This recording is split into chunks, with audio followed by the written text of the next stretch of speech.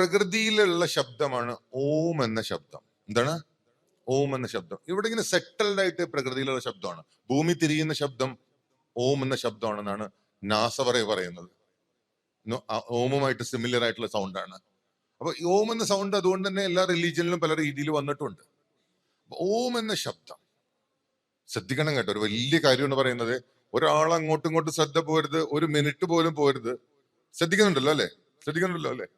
ഓം ചാൻഡ് ചെയ്ത് ശീലമുള്ള ഒരാളാണ് നിങ്ങളെങ്കിൽ, അത് എപ്പോഴും ഓം ചാൻഡ് ചെയ്ത് ആ ഓം എന്ന ശബ്ദവുമായിട്ട് അത്രയധികം ശീലമുള്ള ഒരാളാണെങ്കിൽ എന്താ സംഭവിക്കുക എന്ന് പറഞ്ഞാല്, നമ്മളുടെ ആത്മാവ് ഈ ശരീരം വിട്ടുടനെ തന്നെ ഓം ഉണ്ട് ഈ അന്തരീക്ഷത്തില്. അതിങ്ങനെ വളരെ ഓം എന്ന് പറഞ്ഞിട്ടല്ല അതിങ്ങനെ ഉള്ളത്, വളരെ വളരെ സെറ്റിൽഡ് എന്ന് പറഞ്ഞാല് നമുക്കിങ്ങനെ കേൾക്കാനൊന്നും പറ്റില്ല. വളരെ സെറ്റിൽഡ് ആവുകയാണ്. നമ്മളിപ്പോ സ്ഥൂല ശരീരം വിടുകയാണല്ലോ. നമ്മൾ സ്ഥൂല ശരീരം വിട്ടിട്ട് നമ്മൾ എന്തായി മാറുകയാണ്? നമ്മൾ വളരെ സൂക്ഷ്മ ശരീരമായിട്ട് മാറുകയാണ്. നമ്മൾ സൂക്ഷ്മ ശരീരം എന്താണ് ആത്മാവ്, അതിന്റെ ആകൃതി, അതിന്റെ വലിപ്പമൊക്കെ നമ്മൾ പിന്നീട് പറയും. ഇന്നല്ല, നാളെ പറയാം. അപ്പൊ നാളെ ആള് വരണമല്ലോ. അപ്പൊ അത് വളരെ സൂക്ഷ്മ ശരീരമായിട്ട് മാറുകയാണ്. ശ്രദ്ധിച്ചു കേൾക്കണേ. അപ്പൊ നമ്മൾ സൂക്ഷ്മ ശരീരമാകുമ്പോ ഈ ഓം എന്നത് വളരെ സൂക്ഷ്മമായിട്ടുള്ള ശബ്ദം ഈ അന്തരീക്ഷത്തിൽ ഇങ്ങനെ ഉണ്ട്. ഈ ഓമുമായിട്ട് നല്ല ശീലമുള്ള ഒരു ആത്മാവാണ് നിങ്ങളെങ്കിൽ ഈ അന്തരീക്ഷത്തിലുള്ള ഓം എന്ന ശബ്ദം അങ്ങോട്ട് കയറി പിടിക്കും. അതുമായിട്ടൊരു ട്യൂണിങ്ങിലേക്ക് നിങ്ങൾ അങ്ങോട്ട് വന്നാൽ ആ നിമിഷം നിങ്ങൾ മോക്ഷത്തിലേക്ക് പോകും. അതിന് ചെറിയൊരു ഉദാഹരണം പറയാം. നമ്മൾ എപ്പോഴും കേട്ടുകൊണ്ടിരിക്കുന്ന ഒരു പാട്ട്, നമുക്ക് സ്ഥിരമായിട്ട് കേൾക്കാൻ ഇഷ്ടപ്പെടുന്ന ഒരു പാട്ട്. ഈ പാട്ട് എത്ര ദൂരെ നിന്ന് കേട്ടാലും നമുക്ക് മനസ്സിലാവും. അതായത് വളരെ ദൂരെ നിന്ന് കേട്ടാലും നമുക്ക് മനസ്സിലാവും അത് ആ പാട്ടാണെന്ന്. നേരെ മറിച്ച് നമ്മൾ ആ പാട്ട് കേട്ടിട്ടേ ഇല്ല, ശീലമില്ലെങ്കിലോ നമ്മൾ ആ പാട്ട് ശ്രദ്ധിക്കില്ല, ആ ശബ്ദം നമുക്ക് ക്യാച്ച് ചെയ്യാൻ പറ്റില്ല. ഇതാണ് അതിന്റെ രഹസ്യം. മനസ്സിലായോ? ഓം ഓം ഓം ഒരു ശീലമായി കഴിഞ്ഞിട്ടുണ്ടെങ്കിൽ ഇതങ്ങോട്ട് വിടുമ്പോ തന്നെ ഓമിലോട്ട് അങ്ങോട്ട് ലയിച്ചങ്ങോട്ട് പോകും. ഓം അങ്ങോട്ട് ഏറ്റെടുക്കും നമ്മളെ, ആ മീറ്ററായിട്ട് അങ്ങോട്ട് ഒന്നാവും.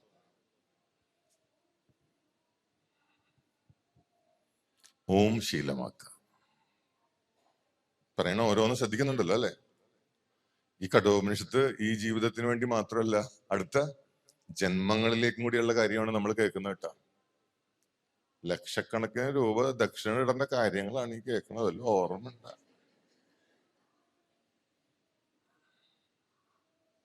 നമുക്ക് പുതിയൊരു കെട്ടിടം പണിയണോട്ടോ സ്വാമിജി കഠോപനിഷത്ത് വെച്ചിട്ട്.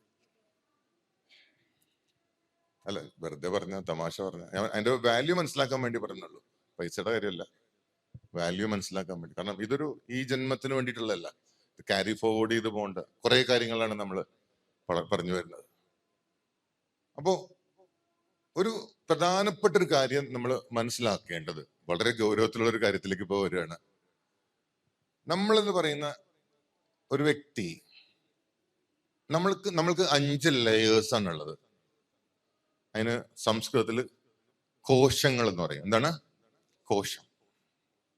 പഞ്ചകോശ, 5 ലെയേഴ്സ്. അതിൽ ഒരു ലെയറാണ് അന്നമയ കോശ. എന്താണ് അന്നമയ കോശ? അന്നം എന്ന് പറഞ്ഞാല് ഭക്ഷണം, അന്നമയ കോശ എന്ന് പറഞ്ഞാല് ഫുഡ് ബോഡി. ശരീരം ഫുഡ് ബോഡിയാണ്. അതായത് ഭക്ഷണം കഴിച്ചുണ്ടായതാണ് ഈ ശരീരം. ഭക്ഷണം കഴിച്ചില്ലെങ്കിൽ ഈ ശരീരം ഇല്ലാണ്ടാവും. ഇതെന്താണ്? അന്നമയ കോശ. അടുത്തതാണ് പ്രാണമയ കോശ, ബ്രത്ത് ബോഡി. എന്താണ് പ്രാണമയ? ബ്രത്ത് ഇല്ലെങ്കിൽ ഒരു മിനിറ്റ് പോലും ഇത് നിൽക്കില്ല, അല്ലേ? ശരിയല്ലേ? ഈ ശരീരത്തിന് നിലനിൽപ്പില്ല. അപ്പൊ ഒന്നെന്താണ് അന്നമയ കോശ, രണ്ടെന്താണ് പ്രാണമയ കോശ. ശ്രദ്ധിച്ചു കേൾക്കുന്നുണ്ടല്ലോ? യെസ്. മൂന്നാമത്തേതാണ് നമ്മുടെ മനോമയ കോശ, മനസ്സെന്ന ഊർജം. ശ്രദ്ധിച്ചോ? യെസ്. നാലാമത് വരുന്നതാണ് വിജ്ഞാനമയ കോശ. വിജ്ഞാനമയ കോശ എന്ന് പറയുന്നത് നമ്മൾ ആർജിച്ചിട്ടുള്ള അറിവുകൾ, നമ്മളുടെ അനുഭവങ്ങൾ, ഇതൊക്കെയാണ് നമ്മളുടെ എക്സ്പീരിയൻസ്, നമ്മളുടെ നോളജ്, ഇതൊക്കെയാണ് എന്ത്? വിജ്ഞാനമയ കോശ. ഇതിനേക്കാളൊക്കെ ഏറ്റവും മുകളിൽ നിൽക്കുന്നതാണ് ആനന്ദമയ കോശ. ബ്ലിസ് ബോഡി എന്ന് പറയും ഇംഗ്ലീഷിൽ. എന്താണ്? ആനന്ദമയ കോശ. അപ്പൊ നമ്മൾ എങ്ങനെയൊക്കെയാണ്? അന്നമയ കോശ, പ്രാണമയ കോശ, മനോമയ കോശ, വിജ്ഞാനമയ കോശ. ശ്രദ്ധിക്കണം. മരണം ഇങ്ങനെ സംഭവിക്കുമ്പോൾ സ്പോട്ടില് അന്നമയ കോശയും പ്രാണമയ കോശയും നഷ്ടപ്പെട്ടു.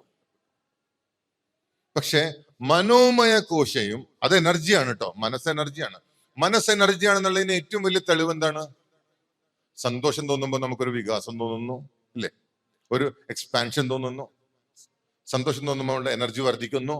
വിഷമം തോന്നുമ്പോൾ നമ്മളുടെ എനർജി താഴോട്ട് പോകുന്നു. നമ്മുടെ മനസ്സിനൊരു എന്താ പറയാ, ഒരു കോൺട്രാക്ഷൻ, ഒരു ഇടുക്കം അനുഭവപ്പെടുന്നു. അപ്പൊ മൈൻഡ് എനർജിയാണെന്നുള്ള കാര്യത്തിൽ നമുക്ക് ആർക്കും ഒരു സംശയമില്ല. കറക്റ്റ് അല്ലേ?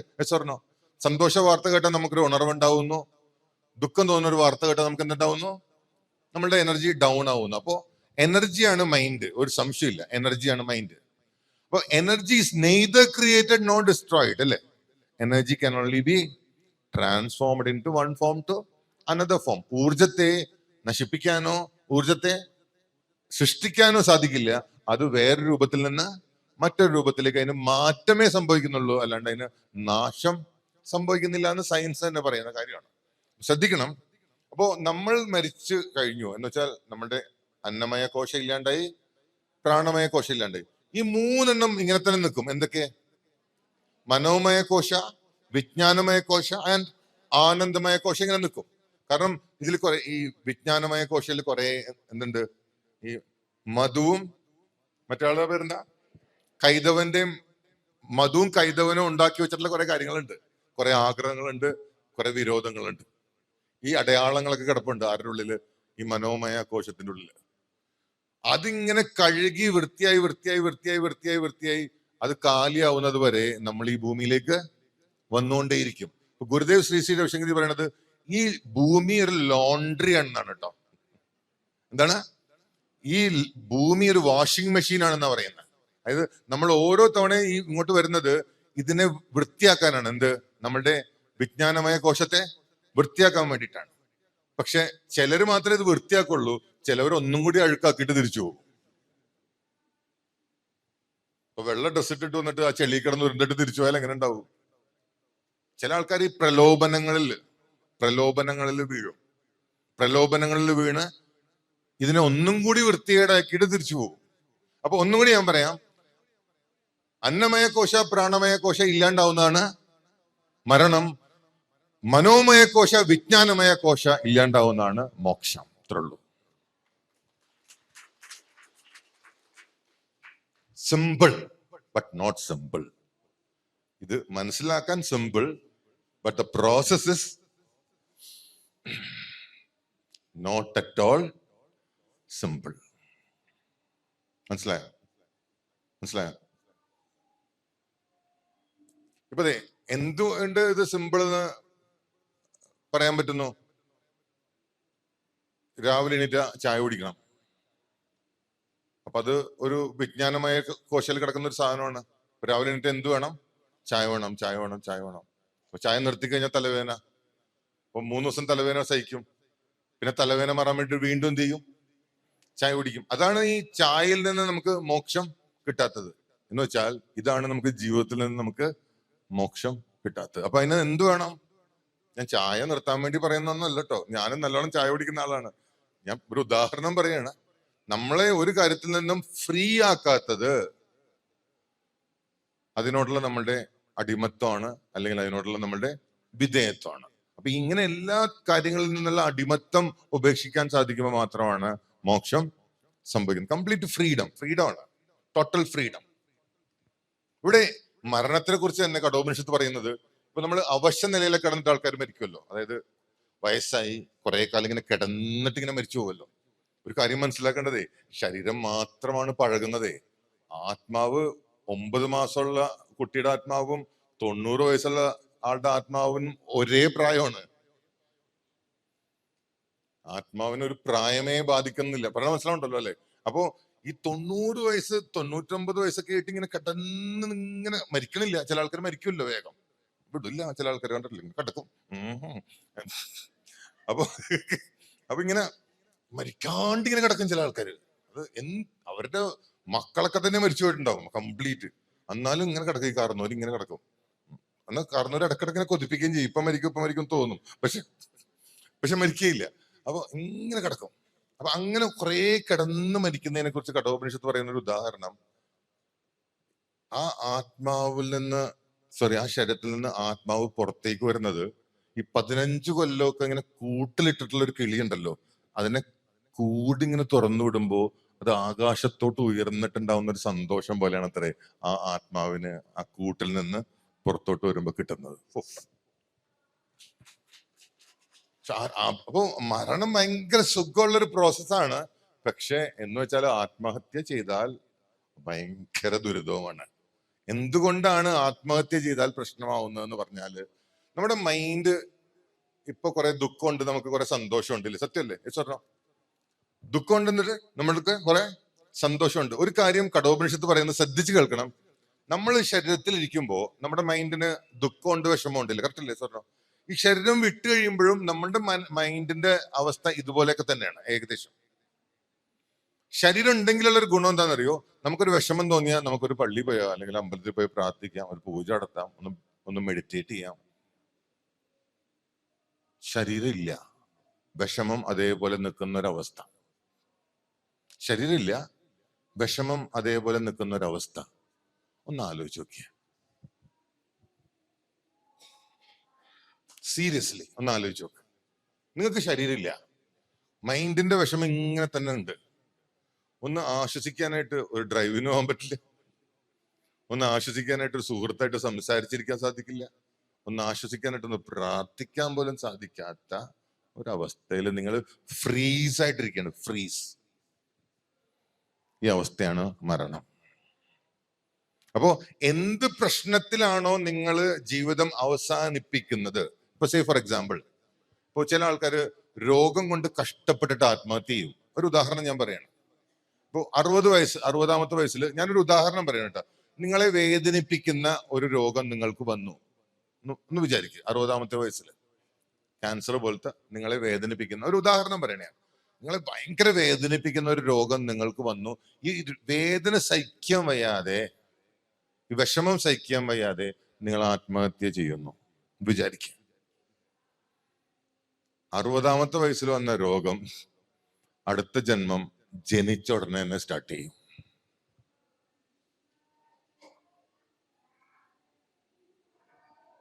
എവിടെ അവസാനിപ്പിച്ചോ അവിടെ നിന്ന് തുടങ്ങും. അതായത് ഗുരുദേവ് പറയുന്നത്, ഒരു കാറ് ചെളിയിൽ പൂണ്ടിട്ട് ബ്രേക്ക് ഡൗൺ ആയി എന്ന് വിചാരിക്കുക. കാറ് എത്ര ദിവസം കഴിഞ്ഞെടുത്താലും അതേ ചെളിയിൽ നിന്ന് എടുക്കേണ്ടി വരും. അതുപോലെ എവിടെ എന്ത് പ്രശ്നത്തിൽ ജീവിതം നിങ്ങൾ അവസാനിപ്പിച്ചോ അതേ പ്രശ്നത്തിൽ നിങ്ങളുടെ ജീവിതം അവിടെ നിന്ന് ആരംഭിക്കേണ്ടി വരും. സോ അതുകൊണ്ടാണ് ആത്മഹത്യ ചെയ്യരുതെന്ന് പറയുന്നത്.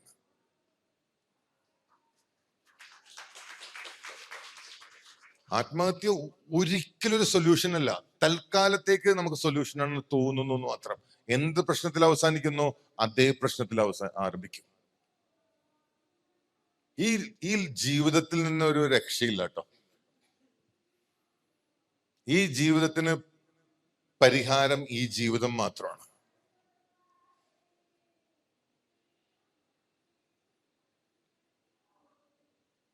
ഒരു ഗംഭീരമായിട്ടുള്ള വാചകമുണ്ട് കഠോപനിഷത്തില്, ഡെത്ത് ഇൻഡിക്കേറ്റ്സ് ദാറ്റ്. എന്ത് രസമുള്ളൊരു വാചകമാണെന്നറിയോ? Death indicates that life is eternal. മരണം സൂചിപ്പിക്കുന്നു ജീവിതം അനശ്വരമാണെന്ന്.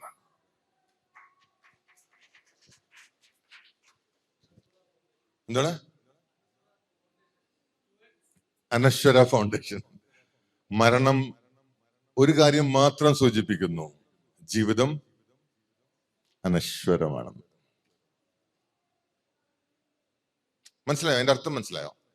അത് ഉൾക്കൊള്ളാൻ ഇത്തിരി ബുദ്ധിമുട്ടാണ്. അതിന്റെ അർത്ഥം ഇതാണ്: മരണം ഒരിക്കലും ഒരു അവസാനമല്ല. മരണം ഒരു ബ്രേക്ക് മാത്രമാണ്.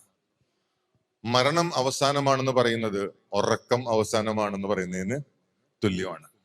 ഇപ്പോ ചില കുട്ടികൾ പറയില്ലേ, ഭയങ്കര പ്രശ്നം, അന്ന് അങ്ങോട്ട് കയറി ഉറങ്ങിക്കളയാം.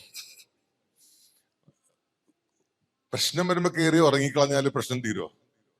പിന്നെയും എഴുന്നേൽക്കേണ്ടി വരും, അതേ പ്രശ്നത്തെ നേരിടേണ്ടി വരും. ഉറക്കം അവസാനമല്ലാത്തതുപോലെ മരണം ഒരു അവസാനമേ അല്ല.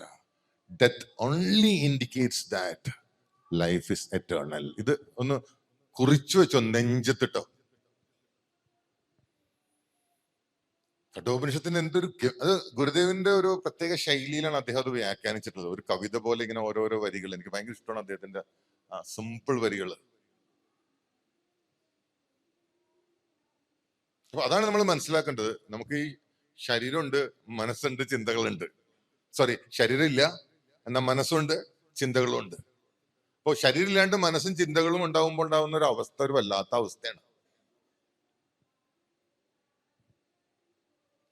അതിലും വലിയൊരു അവസ്ഥ വേറെ ഇല്ല ഈ ലോകത്ത്. അതുകൊണ്ടാണ് പറയുന്നത്, ഈ എക്സ്പീരിയൻസുകൾ നമ്മളൊന്ന് സെലക്ട് ചെയ്യണം. എല്ലാ എക്സ്പീരിയൻസും ചാടി പിടിക്കരുത്. മനസ്സിന് ആശ്വാസം നൽകുന്ന, ശാന്തി കൊടുക്കുന്ന, സുഖം കൊടുക്കുന്ന അനുഭവങ്ങൾ തിരഞ്ഞെടുക്കാനുള്ള ബുദ്ധിയെങ്കിലും നമ്മൾ കാണിക്കണം. ഒരു നല്ല ഹൊറർ സിനിമ കണ്ടിട്ട് ഉറങ്ങി നോക്കിയേ, ഉറക്കം ഡിസ്റ്റർബ്ഡ് ആവും. ഒരുപാട് കൊലപാതകങ്ങളും വയലൻസും ഒക്കെ ഉള്ള ഒരു സിനിമ കണ്ടിട്ട് ഒന്ന് ഉറങ്ങി നോക്കിയേ, അത് ഉറക്കത്തിനെ ബാധിക്കും, ഉറക്കത്തിന്റെ ക്വാളിറ്റിനെ ബാധിക്കും. അതുപോലെ തന്നെയാണ് മരണവും. ജീവിതത്തിലെ അനുഭവങ്ങൾ നമ്മൾ തിരഞ്ഞെടുക്കുമ്പോൾ ശ്രദ്ധിച്ചില്ലെങ്കിൽ സുഖമായിട്ടുള്ളൊരു മരണം കിട്ടില്ല. സുഖമായിട്ടുള്ള ഒരു ജീവിതത്തിൽ നിന്ന് മാത്രമേ സുഖമായിട്ടുള്ള ഒരു മരണം ഉണ്ടാവുള്ളൂ. സുഖമായിട്ടുള്ള ഒരു മരണത്തിൽ നിന്ന് മാത്രമേ വീണ്ടും സുഖമായിട്ടുള്ള ഒരു ജീവിതം ഉണ്ടാവുള്ളൂ. അതെപ്പോഴും ആലോചിച്ചോളൂ.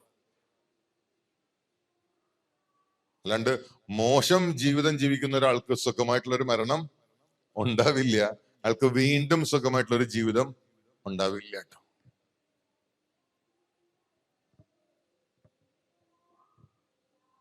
ആ അനുഭവങ്ങൾ തിരഞ്ഞെടുക്കുമ്പോൾ ഭയങ്കരമായിട്ട് ശ്രദ്ധിക്കണം.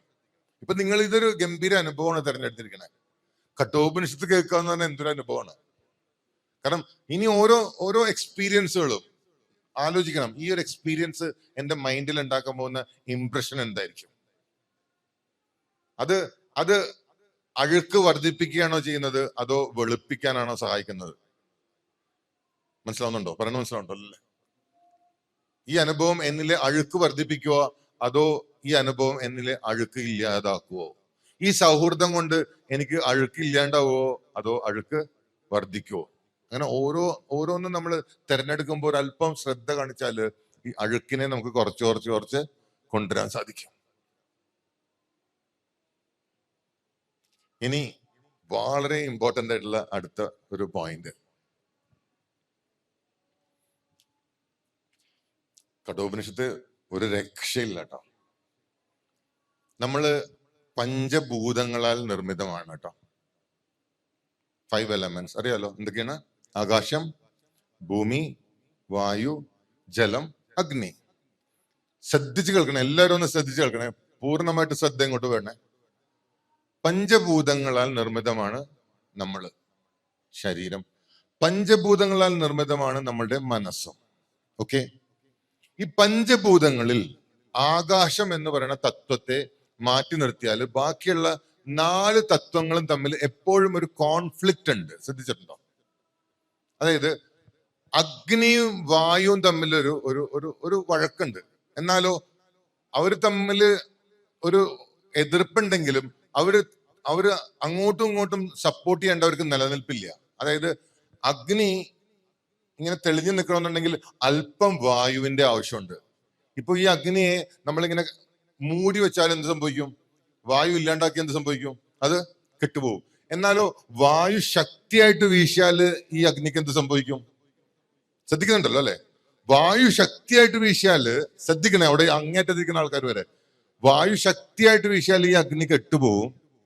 എന്നാലോ വായു ഇല്ലാണ്ടായാലും ഈ അഗ്നി കിട്ടും. അപ്പൊ അഗ്നിയും വായുവും തമ്മിൽ ഒരു കോൺഫ്ലിക്റ്റ് ഉണ്ട്, ഒരു എതിർപ്പും വഴക്കുണ്ട്.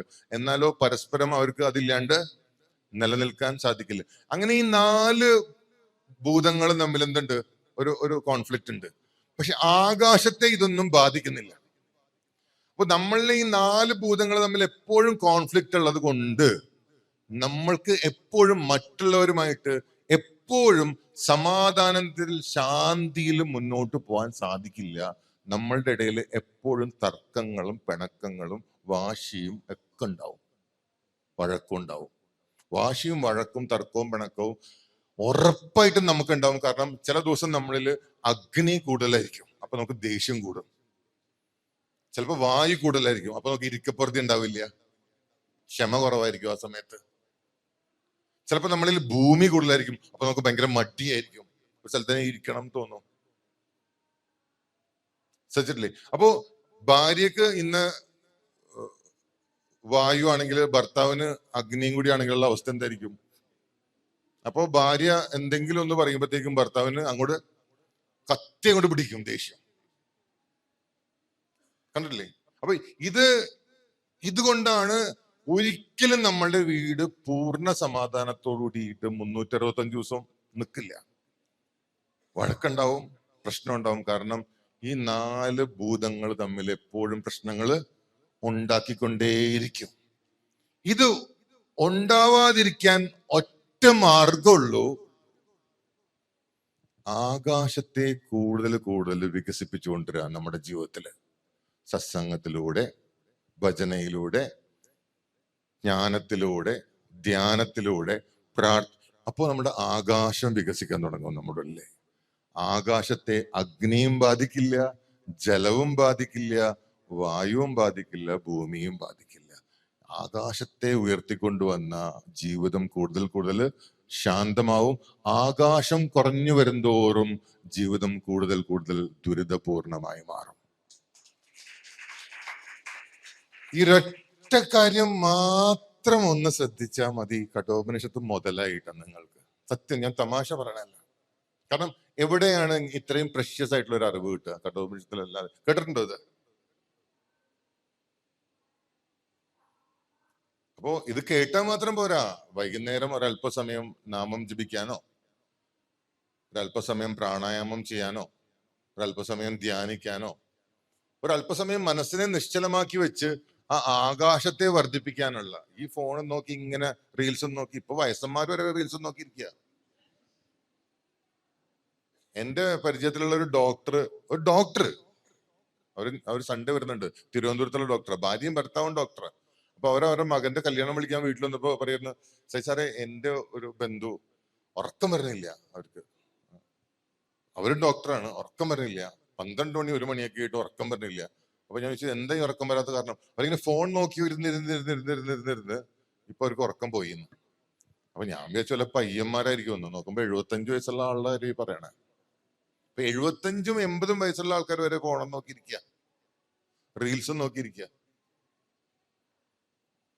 ഇത് നോക്കിയിരിക്കും തോറും ആകാശം ചുരുങ്ങാൻ തുടങ്ങും കേട്ടോ. കണ്ടിട്ടില്ലേ? ഇപ്പൊ പെട്ടെന്ന് ക്ഷമ കിടന്ന് കണ്ടിട്ടുണ്ടോ ആൾക്കാർ? കുട്ടികളെ കണ്ടിട്ടില്ലേ?